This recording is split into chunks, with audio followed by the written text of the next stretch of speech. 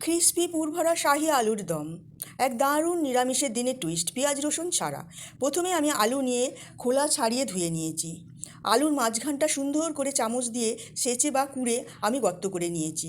ভিতরের আলুটা বার করে নিয়েছি। ভিতরটা একদম গর্ত হয়ে গেছে।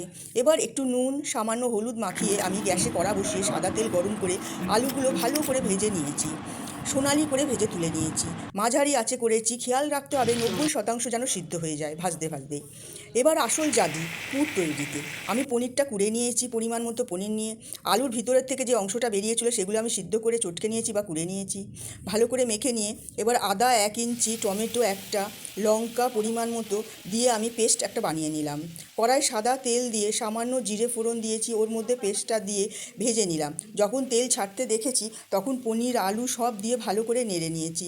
ওর মধ্যে একটু জিরের গুঁড়ো দিয়েছি, একটু লঙ্কার গুঁড়ো দিয়েছি, নুন চিনি সামান্য পরিমাণ মতন দিয়েছি, কিশমিশ ছোটো ছোটো করে টুকরো করে রেখে দিয়েছিলাম সেগুলো দিয়েছি, একটু গরম মশলা দিয়েছি, 1 চামচে ঘি দিয়েছি। সব কিছু দিয়ে ভালো করে আমি পুরটাকে ভালো করে নেড়ে নিয়েছি, শক্ত করে তৈরি করে নিয়েছি। এবার আলুর খোলের যে ভিতরে টাইট করে আমি ভরে দিয়েছি। ভালো করে ভিতরে পুর ভরে পাশে রেখে দিলাম। এবার গ্রেভির জন্য মিক্সিতে কাঁচা লঙ্কা দুটো দিয়েছি, আদা টমেটো 1 ইঞ্চির মতন আদা দিয়েছি, টমেটো একটা পেস্ট বানিয়ে নিলাম।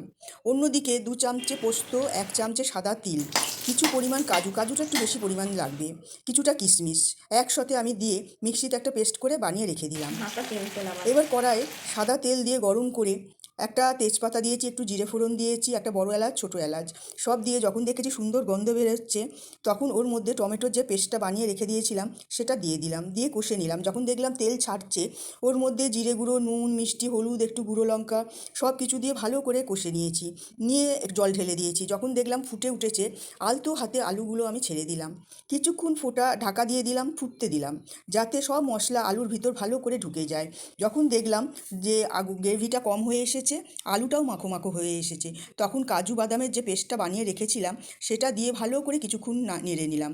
নামাবার আগে 1 চামচে ঘি ছড়িয়ে দিলাম। দিয়ে আমি টাটকা গন্ধরাজের লেবুর পাতা ঝিরি করে কেটে রেখে দিয়েছিলাম, উপর থেকে ছড়িয়ে দিয়েছি।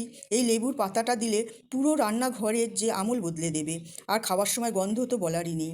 গরম গরম ফুলকো লুচি, রুটি, পোলাও সবার সাথে খেতে পারেন।